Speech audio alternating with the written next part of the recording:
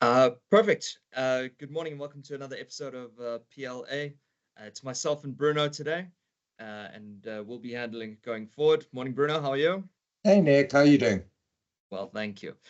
Perfect. So let's get straight into the questions. Bruno, I've got one for you to start off with. So we've had a client who's come in and they're asking about capital gains. Specifically, this client is interested in doing flips of properties. And so the question really relates to why capital gains is at a higher rate for companies, okay, over individuals. And so really they're looking at structuring if they want to do property flips. What kind of structure do they do it in, and what is the tax benefit that they can get out of doing different structures? Well, thanks, Nick. So the implications of capital gains of property transactions are quite important because you often find that there are gains that need to be taxed. So one first needs to understand the difference between your normal tax and your capital gains tax and how these impact properties.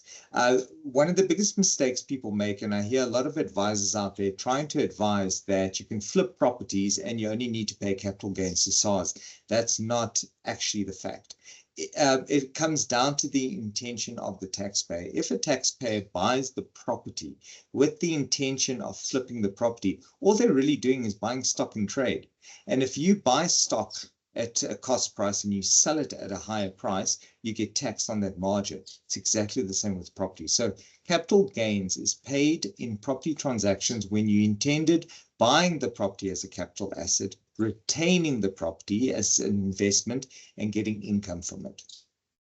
Now, that's and there's a whole bunch of examples on how this can play out. But the most typical example is to say if the property is bought without the intention of reselling for a profit. That's one of the easiest ways of considering this. But there are circumstances, for example, where a person buys a property and for some reason, sheer luck, an offer is made on that property very soon after they purchased it, and they sell it and they realize it at a decent price.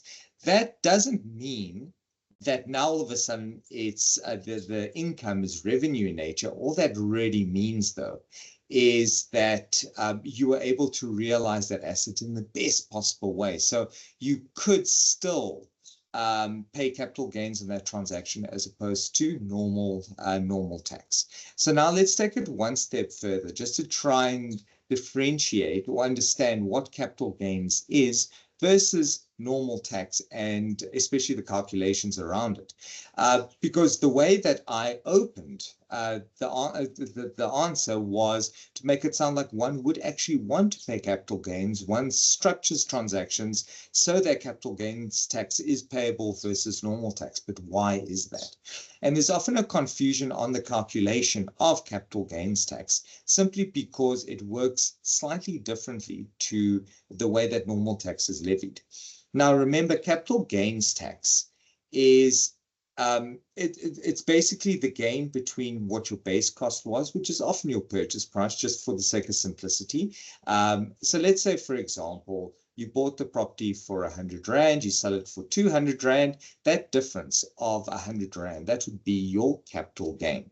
Now, if you're flipping a property and you buy the property for 100, you flip it for 200, your profit is 100. You get taxed on that 100.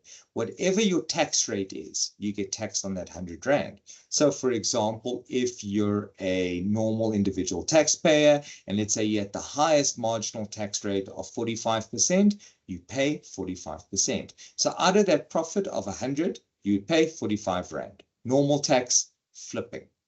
If you had bought the property as a capital asset and you land up selling it after some time, as an example, and realizing that 100 Rand capital gain, as a natural person, SARS doesn't look at the full 100 Rand. SARS will only look at 40%. So that's called an inclusion rate. An inclusion rate, SARS only includes 40% of the capital gain. So what that means is SARS considers 40, and then you pay tax on that 40. So again, if your marginal tax rate is 45, you only pay 45% of 40 Rand. So your effective capital gains tax as an individual, the highest possible capital gains tax you could pay effectively is 18%. And that is 45% of 40% of the capital gain. As a company, the inclusion rate is 80%. And this, unfortunately, is where people get confused. So a company's tax rate is 27%. Seems very low. And it's a great way to save on tax sometimes by running things through companies. But the problem is that the inclusion is a lot higher. So as a corporate taxpayer, that 100 Rand capital gain, SARS will look at 80 Rand of it and will then calculate 27% of that 80 Rand.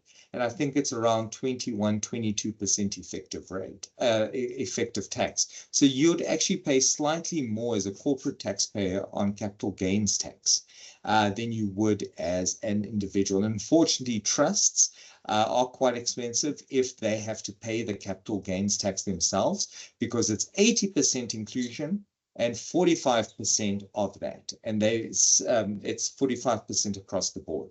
So I would definitely not suggest allowing a situation like that to happen, but there are ways with trusts to distribute income to beneficiaries, so there are ways around it, but that's basically just the capital gains tax 101 for property investors.